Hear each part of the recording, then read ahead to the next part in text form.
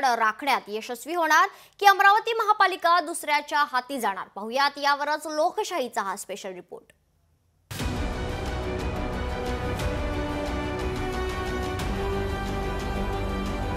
2017 ते 2022 पर्यंत अमरावती महानगरपालिकेवर भाजपची एक हाती सत्ता होती।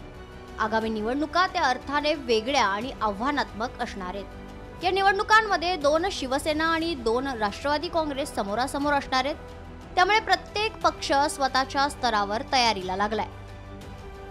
अमरावती महानगरपालिका पक्षीय बलाबल, भाजपचे 45, शिवसेना 7, काँग्रेस 15, MIM 10, BSP 5, रिपाई आठवले गट 1, स्वाभिमानी पार्टी 3, अपक्ष 1, एकूण संख्या 87। शिवसेनेचे माजी आमदार अभिजित अडसूळ यांनी आतापासूनच आगामी महापालिकेच्या प्रचाराला सुरुवात केल्याचं चित्र आहे। अमरावती महानगरपालिकेचा खास करून हा मेळावा पदाधिकाऱ्यांचा या ठिकाणी आयोजित केला गेला होता आणि त्याला संबोधित करण्यासाठी मी या ठिकाणी उपस्थित झालो होतो। सर्व पदाधिकाऱ्यांना सांगितलं की येत्या निवडणुकीत आपल्याला त्या ठिकाणी आपले शिवसेनेतर्फे उमेदवारी उभे करायचे आणि त्यासाठी लोकांपर्यंत पोहोचून जास्तीत जास्त जागा आपल्याला कशा जिंकता येतील त्यासाठी त्याला मार्गदर्शन केलं। अमरावती महापालिकेत नागरिकांना सुविधांची वानवा जाणवते, टॅक्स मात्र वाढवलाय।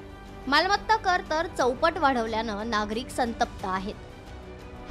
अमरावती शहरातील प्रमुख समस्या, अमरावती शहरात पार्किंगची मोठी समस्या आहे। नियमित स्वच्छता नाही, ठिकठिकाणी कचऱ्याचे ढीग लागलेत। सार्वजनिक शौचालये बंद अवस्थेत आहेत। भुयारी गटार योजना अजूनही प्रलंबित आहेत। 850 कोटी रुपयांची पाणीपुरवठा योजना अर्धवटच पाहायला मिळते। महानगरपालिकेच्या शाळेत शिक्षक भरती नाही। मालमत्ता कराच्या बाबत जो काही निर्णय मागे झालेला होता, मालमत्ता कराच्या या विषयातून सुद्धा अमरावतीकरांना तो दिलासा मिळालेला आहे। कुठलाही कचरा साफसफाई होत नाही हे स्पष्ट दिसून येते। वारंवार या पेपर वाहिन्यापणा या लोकांच्या निवेदनातून दिसतोय आणि आम्ही सुद्धा जेव्हा शहरात घुमतो त्यावेळेस पण अशीच परिस्थिती आहे का कचऱ्यावर अजूनही नियंत्रण आपल्या शहराच्या आयुक्तांचं आहे नाही। यांनी नियंत्रण आणलं पाहिजे, हे त्यांची सगळ्यात मोठी जबाबदारी आहे।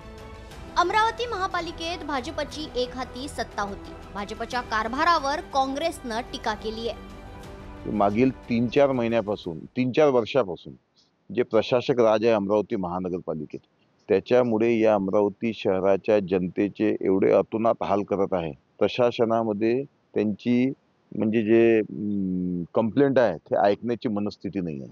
भ्रष्टाचार मोठ्या प्रमाणात आहे। महापालिकेकडून नागरिकांच्या अपेक्षा पूर्ण होणं गरजेचं असून त्यांना सोयी सुविधा मिळणं महत्त्वाचं असल्याचं सर्व पक्ष सांगतात।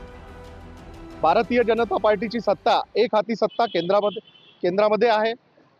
राज्यामध्ये एवढं प्रचंड बहुमत देऊन अमरावती महानगरपालिकेमध्ये देखील भारतीय जनता पार्टीची सत्ता एक हाती पुन्हा बसायला वेळ लागणार नाही। त्याच्यावर जे व्याज आहे ते लोकांपासून घेत आहे, म्हणून तो टॅक्स तेवढ्याच प्रकारे दिसत आहे। त्याच्यामध्ये कुठलीही अजून काही अशी काही मोठी तफावत या का त्याच्यामध्ये काय असे लोकांना राहत मिळालं असं काही वाटत नाही। भूमिगत भुयारी गटार योजना गेल्या 20 वर्षापासून या ठिकाणी नागरिकांकडून टॅक्स उकळला जात आहे। त्यामध्ये अनेक भ्रष्टाचार झालेला आहे, परंतु आपण बघितलं असेल ती योजना अद्यापपर्यंत पूर्ण झाली नाही। विधानसभा निवडणुकीत अमरावती शहरात महायुतीला मोठं यश मिळालं। आता महायुती अमरावती महापालिकेवर झेंडा फडकवण्याच्या प्रयत्नात असणार आहे।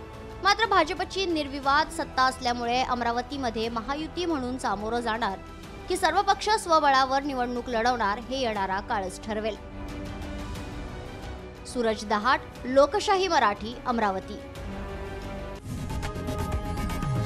लोकशाही मराठी, ऐका, पहा, जागरूक रहा।